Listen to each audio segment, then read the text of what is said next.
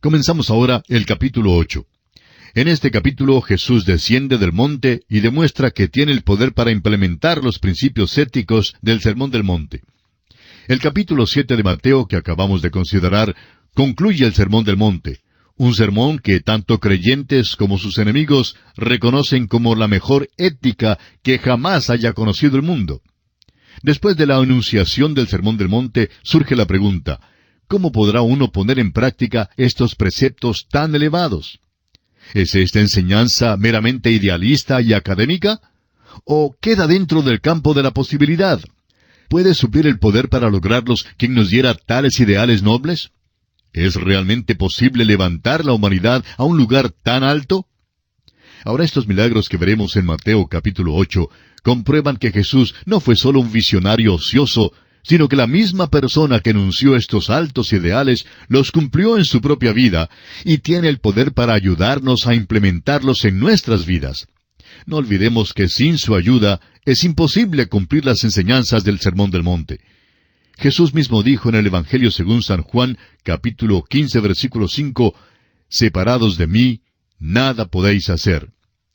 Mateo no trata de darnos una biografía del Señor Jesús, ni trata tampoco de poner en orden cronológico los eventos que sucedieron durante el ministerio del Señor.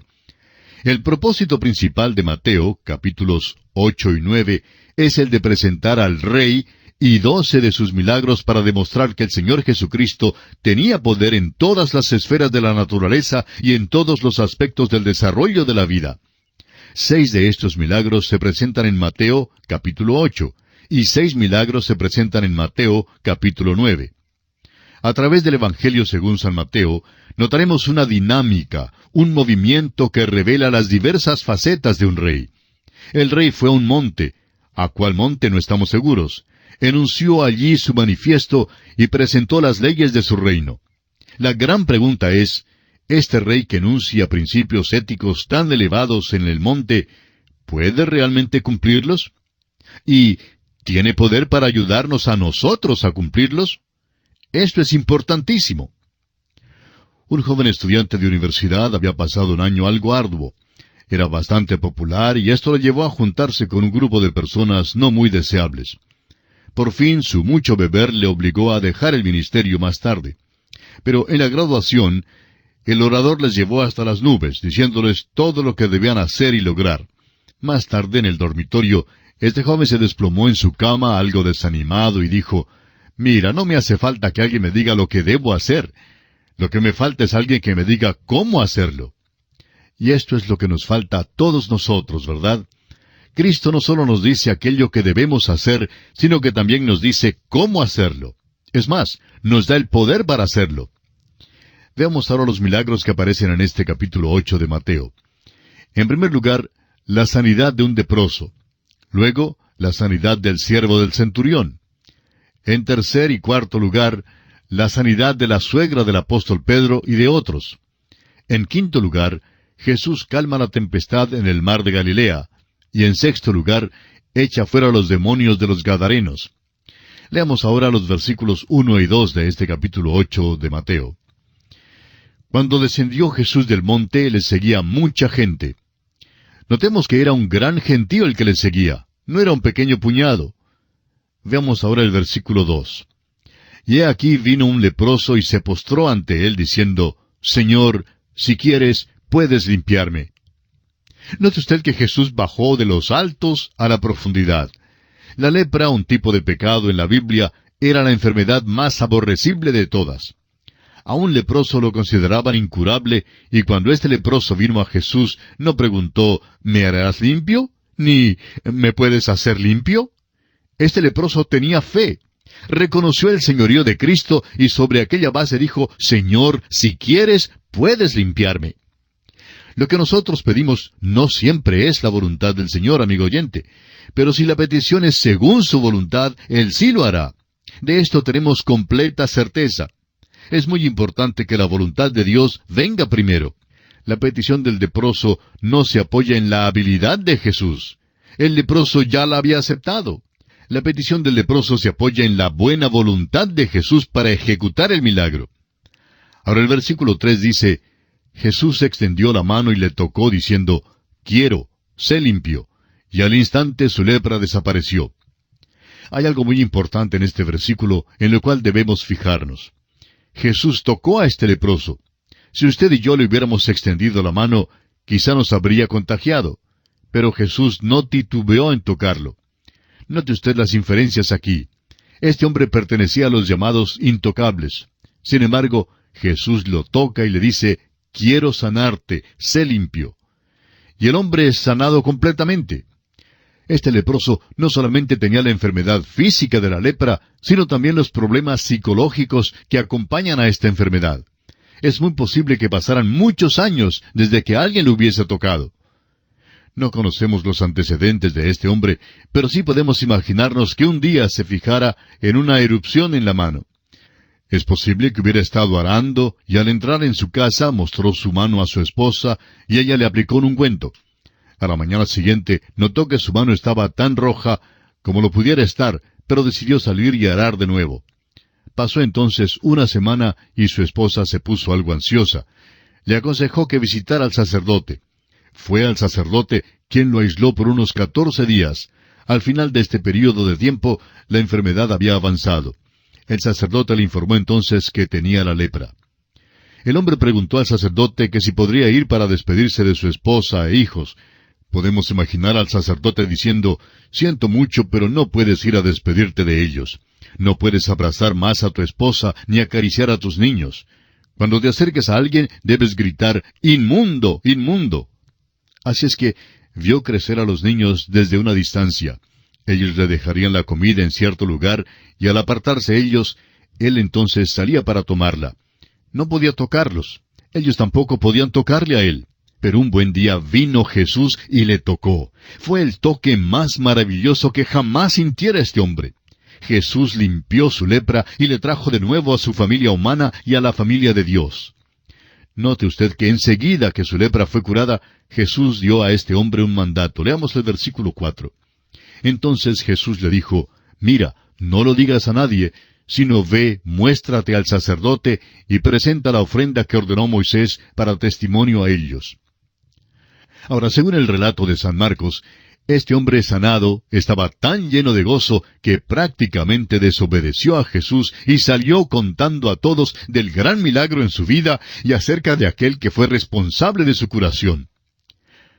Ahora Jesús entra en la ciudad de Capernaum. Leamos los versículos 5 hasta el 10 de Mateo capítulo 8. Entrando Jesús en Capernaum, vino a él un centurión rogándole y diciendo, Señor, mi criado está postrado en casa, paralítico, gravemente atormentado.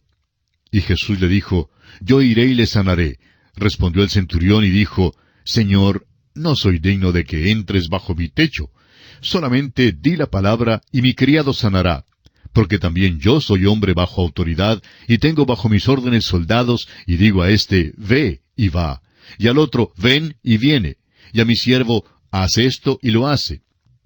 Al oírlo Jesús se maravilló y dijo a los que le seguían, De cierto os digo que ni aun en Israel he hallado tanta fe. Había muchos soldados romanos en esta ciudad, y un centurión oyó decir que Jesús había venido. Este centurión, pues, era gentil, o sea, alguien que no era judío. Pero al parecer era un hombre de fe. El doctor Lucas nos dice en su Evangelio, capítulo 7, versículo 5, que el centurión amaba a la nación judía y había sido responsable de la construcción de la sinagoga allí en Capernaum. El lugar más probable en que uno pudiera encontrar a Jesús en cualquier ciudad sería la sinagoga. Y allí es donde el centurión fue en busca de él. Sin duda, el centurión había oído hablar de la curación del leproso y creyó que el Señor podría sanar a su siervo, quien estaba muy enfermo. El centurión era un hombre de rango y reconocía la autoridad. Llevaba el uniforme romano y bien podía mandar a un soldado, haz esto o ve por allá. Y el soldado tendría que obedecerle. ¿Por qué? Porque este hombre tenía poder y una autoridad tremenda. Miró pues al Señor Jesús y reconoció que él tenía esa clase de poder.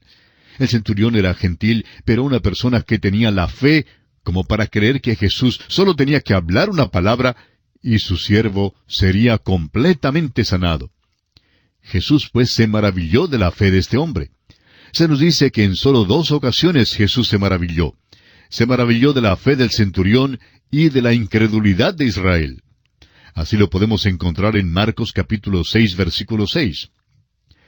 Luego el Señor dice, según los versículos 11 y 12 de Mateo capítulo 8, «Y os digo que vendrán muchos del oriente y del occidente, y se sentarán con Abraham, e Isaac y Jacob en el reino de los cielos, mas los hijos del reino serán echados a las tinieblas de afuera. Allí será el lloro y el crujir de dientes». El Señor dijo que este mensaje alcanzaría a los del oriente y del occidente para que ellos también pudieran tener confianza y fe en el Señor. ¡Qué declaración tan tremenda! Cada individuo tiene que ejercer una fe personal, individual en Cristo Jesús. Ningún individuo puede reclamar la membresía en alguna iglesia, ni el hecho de que los padres hayan sido cristianos como base para obtener la salvación. Es algo que cada persona debe resolver individualmente. Quede usted, amigo oyente. Es nuestra oración que usted acuda a Cristo Jesús en esta misma hora y le acepte como su Salvador personal. Dios le ayude a hacerlo. Y de esta forma ponemos punto final al estudio de hoy. Dios mediante, en nuestro próximo programa, continuaremos estudiando el capítulo 8 del Evangelio según San Mateo. Confiamos que usted volverá a sintonizarnos. Mientras tanto, le sugerimos leer el resto de este capítulo 8 para estar mejor informado de su contenido y sacar así el mejor provecho de este estudio. Continuamos hoy, amigo oyente, nuestro viaje por el Nuevo Testamento. En nuestro estudio de hoy, proseguimos considerando el capítulo 8 del Evangelio según San Mateo. En nuestro programa anterior considerábamos el hecho de que el centurión había venido a Jesús para solicitarle que sanara a un criado suyo que estaba enfermo. Jesús se maravilló al notar la fe de este centurión cuando él dijo, «Solamente di la palabra y mi criado sanará». Luego dijo, «Porque también yo soy hombre bajo autoridad y tengo bajo mis órdenes soldados, y digo a este, ve, y va, y al otro, ven, y viene, y a mi siervo, haz esto y lo hace». En esta forma el centurión estaba mostrando su gran fe, su gran confianza en el poder que Jesús tenía para sanar a su criado. Leemos ahora en el versículo 13 lo que Jesús respondió al centurión. «Ve, y como creíste te sea hecho». Y su criado fue sanado en aquella misma hora. Aunque el siervo que sufría no estuvo en la presencia de Jesús, la fe del centurión en Jesucristo logró que el siervo fuera sanado. Jesús tocó a un leproso y fue sanado. Y ahora, sin embargo, sana desde la distancia al siervo de este centurión. Llegamos ahora al tercer milagro. Leamos los versículos 14 y 15 de Mateo capítulo 8. Vino Jesús a casa de Pedro, y vio a la suegra de éste postrada en cama con fiebre. Y tocó su mano, y la fiebre la dejó, y ella se levantó y les servía.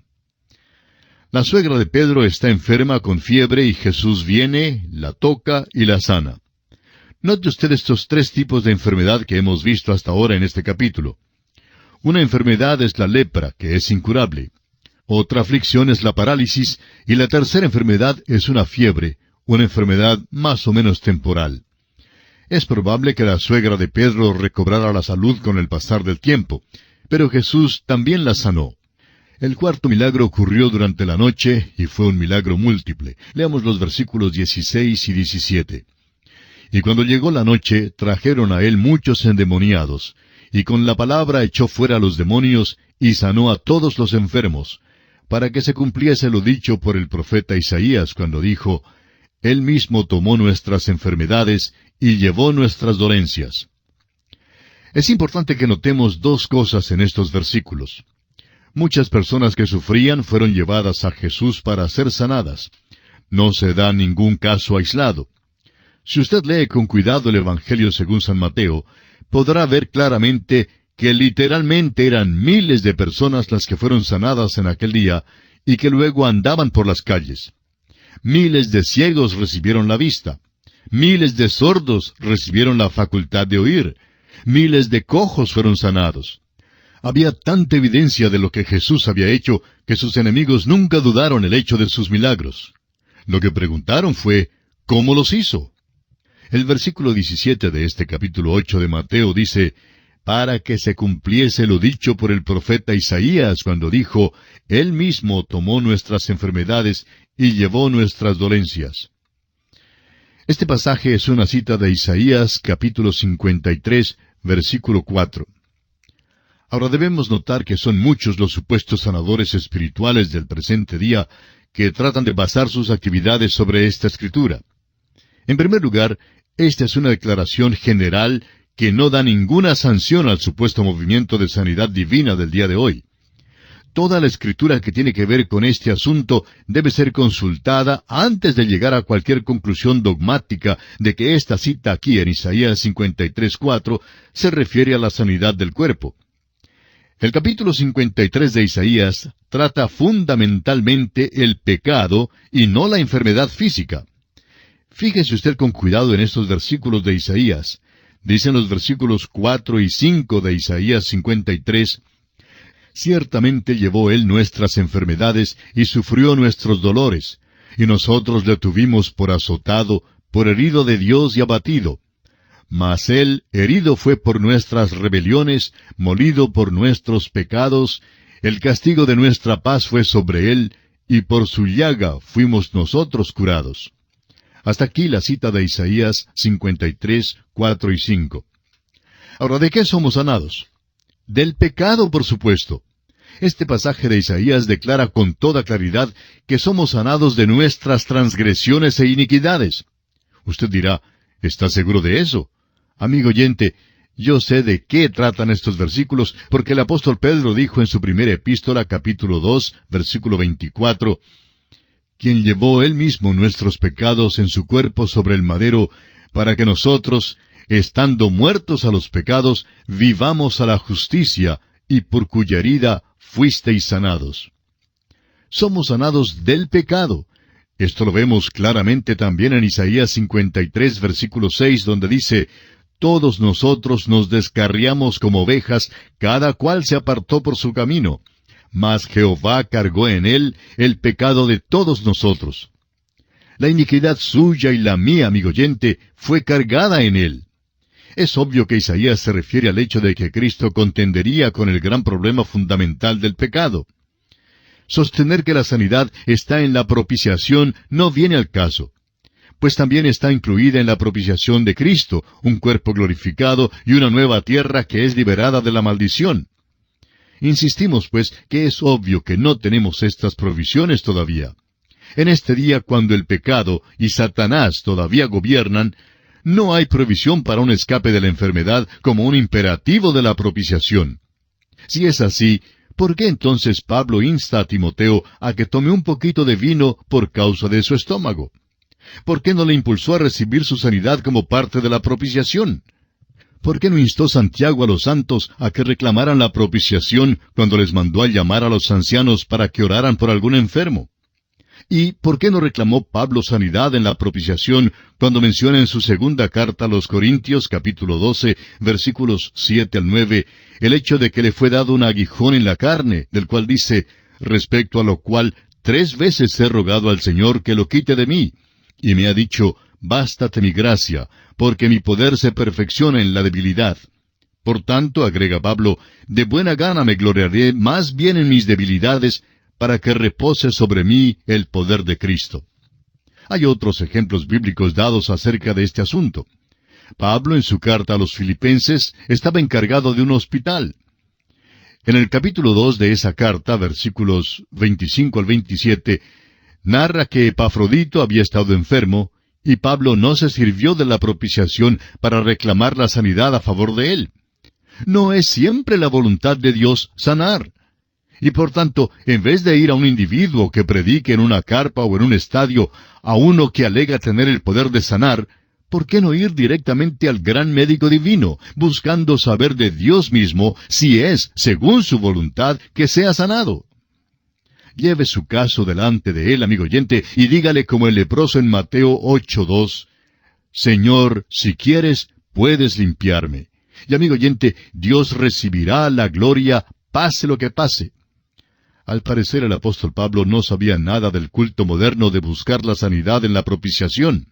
Dios sí puede y sí sana en el día de hoy, pero no por medio de aquellos que se autodenominan sanadores de fe. El versículo 18 de este capítulo 8 de San Mateo nos dice: viéndose Jesús rodeado de mucha gente, mandó pasar al otro lado.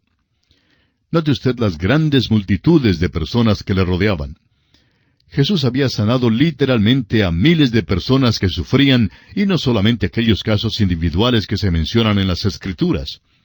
El apóstol Juan verificó este hecho en su Evangelio cuando escribió en el capítulo 20, versículos 30 y 31, hizo además Jesús muchas otras señales en presencia de sus discípulos, las cuales no están escritas en este libro.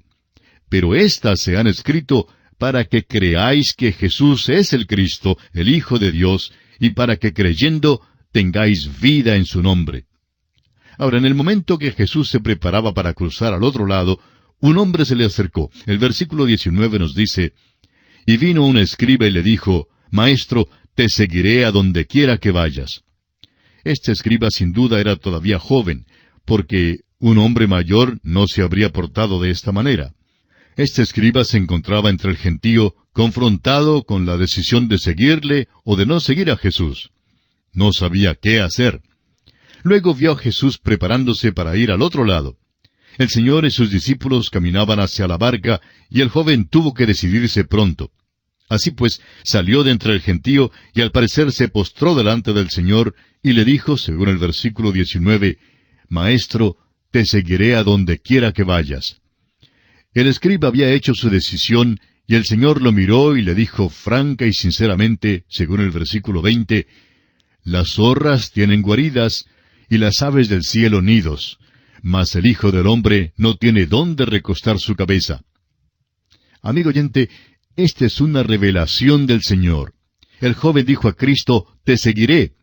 El Señor Jesús le responde, ¿jamás has considerado el costo?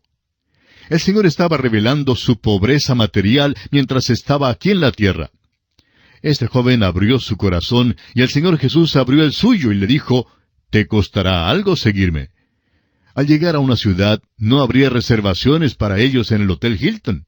El hecho es que la pobreza del Señor Jesús es parte de la maldición que Él llevó por nosotros. La pobreza es una maldición, no es una bendición. Este pasaje no nos informa si este escriba siguió o no al Señor, pero nos gusta pensar que sí lo siguió. Leamos ahora el versículo 21 de Mateo capítulo 8. Otro de sus discípulos le dijo, Señor, permíteme que vaya primero y entierre a mi padre. Aquí está un joven que se ha decidido a seguir al Señor, pero quiere enterrar primero a su padre. Este versículo ha sido grandemente malentendido. Jesús no prohibió al muchacho asistir a los servicios fúnebres de su padre. Su padre era de edad avanzada, y el hijo estaba diciendo que debía de cuidar de su padre hasta cuando muriera. Después de enterrar a su padre, entonces estaría libre para seguir a Jesús. El Señor entonces hace una declaración muy enigmática para este joven. El versículo 22 dice, Jesús le dijo, sígueme, deja que los muertos entierren a sus muertos. ¿Qué quiere decir el Señor con estas palabras? ¿Cómo puede un muerto enterrar a otro muerto? El doctor Adam Smith, quien fue perito en cuanto a las cosas del Medio Oriente, ha escrito varios libros que han servido de mucha ayuda. Relata un incidente cuando él quiso contratar a un guía árabe.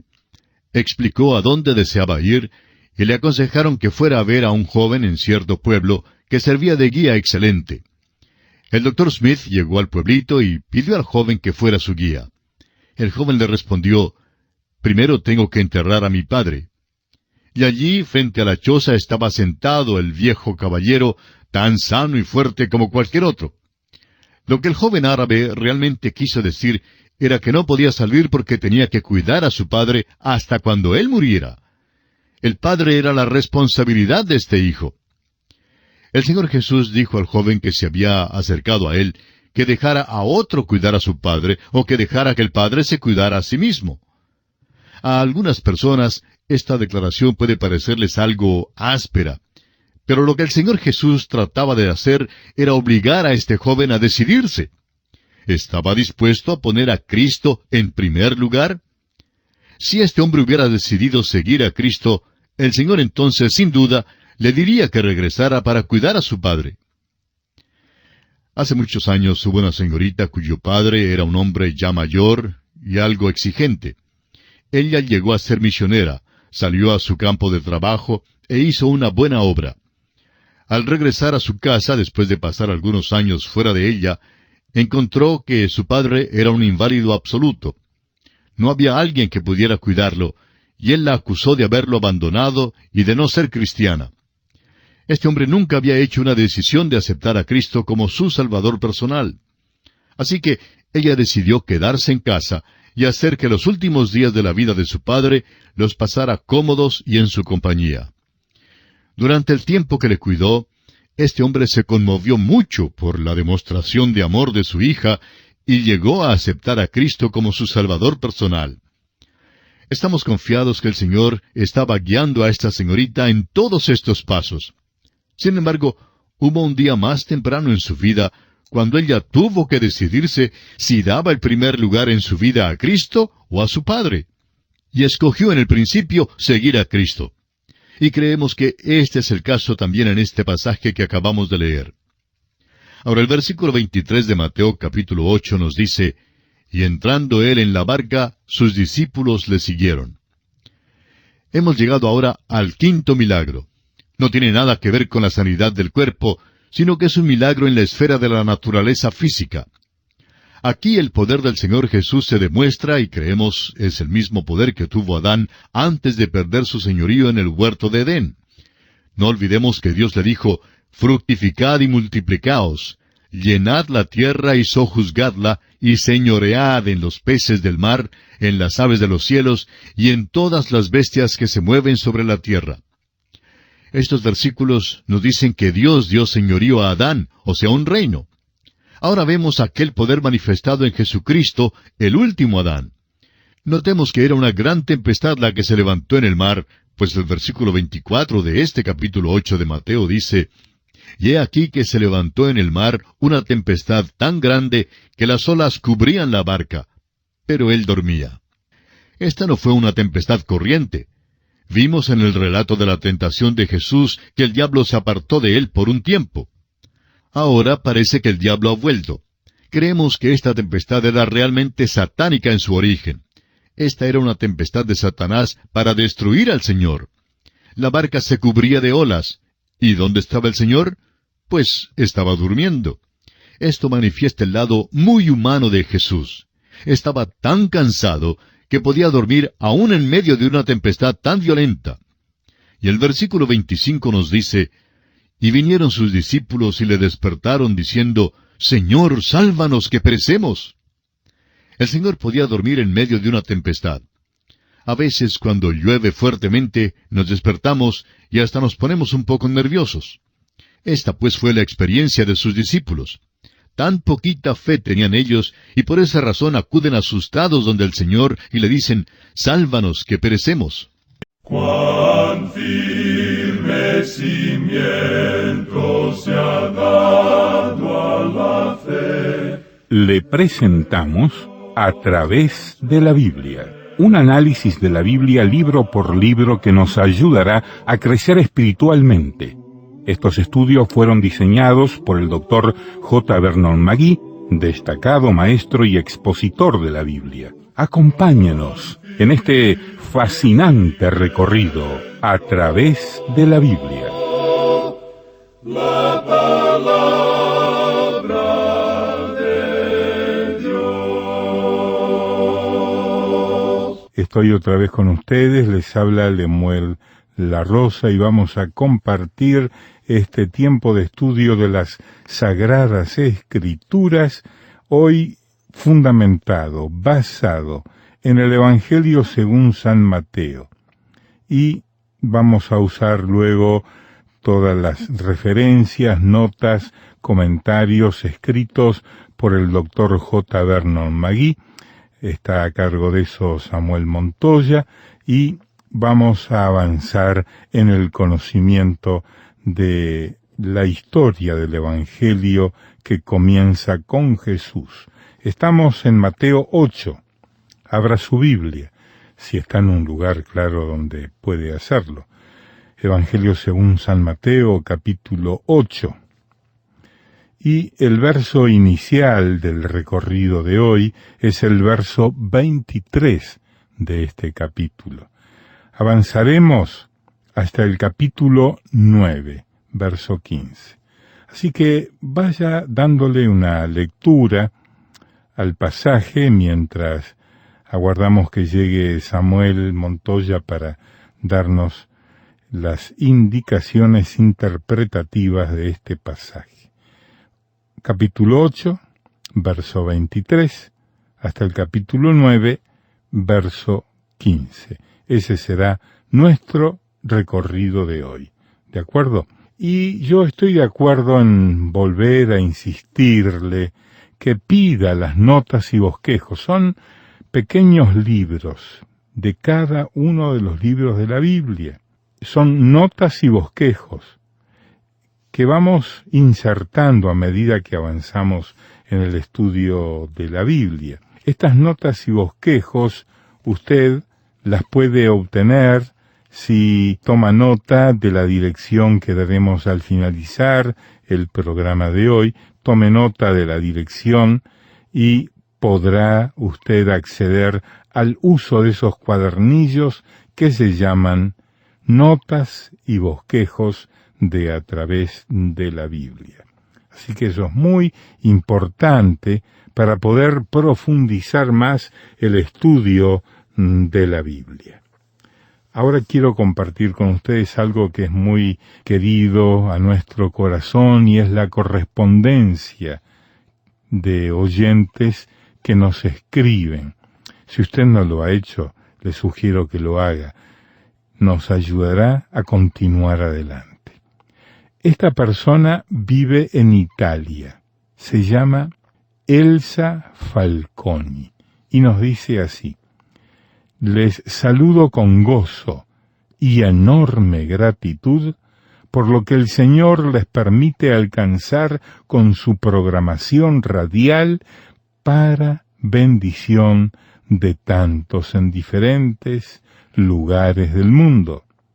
Estaremos orando por ustedes. Es muy loable todo lo que con empeño están haciendo. Les felicito por su tiempo de transmisión. Es lo más grande que tenemos aquí en la tierra, estudiar la Biblia. Que su nombre sea enaltecido. Un abrazo fraternal en Cristo de una oyente y practicante de la sana doctrina desde Italia. Se llama Elsa Falconi. Gracias por escribirnos, Elsa Falconi de Italia, y por ser integrante de esta familia internacional de este programa A Través de la Biblia. De Italia nos vamos a Guatemala. Escribió Jorge Marroquín. Dice: gracias porque hacen posible que les escuchemos. Lo hacemos a diario con mi esposa. Gracias a Dios que Dios les está guiando para que podamos recibir sus enseñanzas.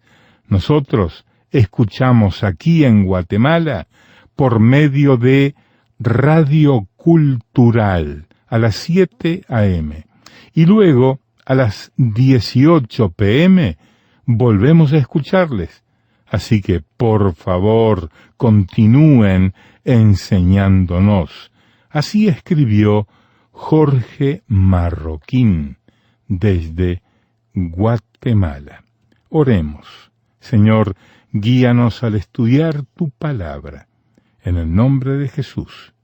Amén. Continuamos hoy nuestro viaje por el Nuevo Testamento. Estamos todavía considerando el capítulo 8 del Evangelio según San Mateo. Vamos a comenzar nuestro programa de hoy con la lectura del versículo 26 del capítulo 8 de este Evangelio. En nuestro programa anterior estábamos hablando del quinto milagro de Jesús. Y dijimos que en este quinto milagro se demuestra el poder del Señor Jesús, que creemos es el mismo poder que tuvo Adán antes de perder su señorío en el huerto de Edén.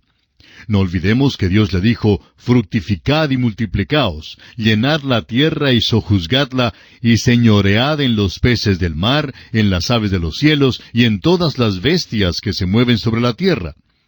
Estos versículos nos dicen que Dios dio señorío a Adán, o sea, un reino. Ahora vemos aquel poder manifestado en Jesucristo, el último Adán. Notemos que era una gran tempestad la que se levantó en el mar, pues dice el versículo 24 de Mateo capítulo 8, «Y he aquí que se levantó en el mar una tempestad tan grande que las olas cubrían la barca, pero él dormía».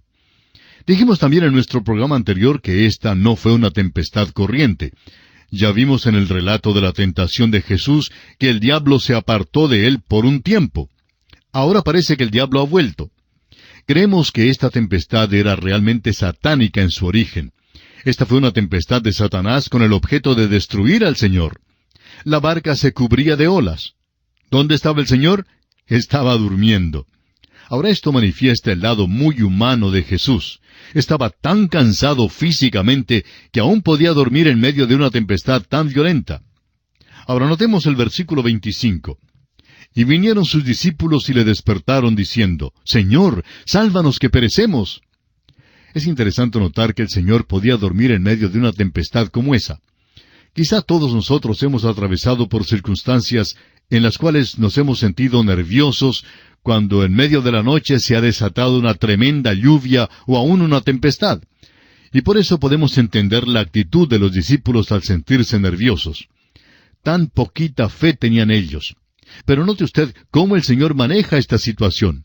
Él les dice aquí en el versículo 26 de este capítulo 8 de Mateo, Él les dijo, «¿Por qué teméis, hombres de poca fe?» Entonces levantándose, reprendió a los vientos y al mar, y se hizo grande bonanza. El Señor habló al viento y al mar y les puso bozal. Es el significado literal. Así fue como el viento se calmó y las olas llegaron a pacificarse.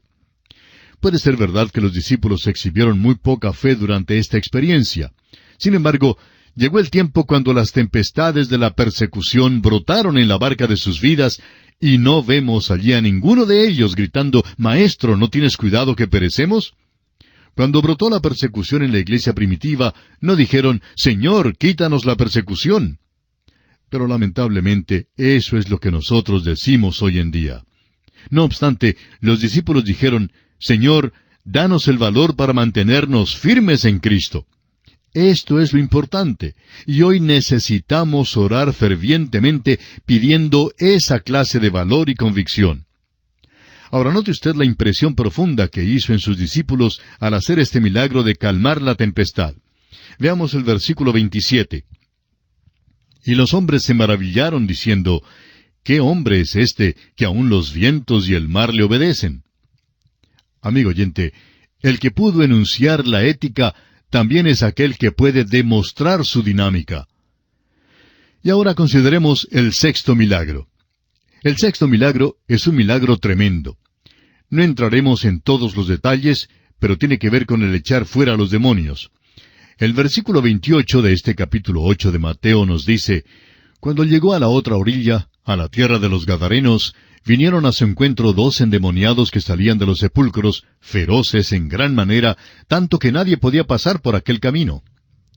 Aquí Jesús está en Gadara, como se llama esta región aún hoy en día. Las personas que vivían aquí eran de la tribu de Gad. En el Antiguo Testamento, cuando la tierra se dividió entre las tribus de Israel, la tribu de Gad decidió quedarse en el lado del río Jordán que no le convenía. Ahora, ¿qué le pasó? Bueno, esta tribu se dedicó al negocio de criar cerdos, que como judíos nunca debieron haberlo hecho. Una vez que desobedecemos al Señor, el próximo paso de la desobediencia ya no es tan difícil tomarlo. Dentro de poco ya estamos caminando completamente fuera de su camino y de su voluntad. Cuando Jesús entró en este país, vinieron a él 2 hombres poseídos de demonios. Si fuese posible hacer una comparación en la esfera de lo milagroso, creemos que los milagros que tienen que ver con los demonios serían los más grandes. Por causa de nuestra casi absoluta ignorancia de los demonios, este asunto no nos impresiona como debiera impresionarnos. Estos 2 hombres eran feroces, violentos en gran manera y sumamente peligrosos. tanto que, según el versículo 28, nadie podía pasar por aquel camino. Cuando Jesús se les acercó, el versículo 29 nos dice que ellos clamaron diciendo, ¿qué tienes con nosotros, Jesús, Hijo de Dios?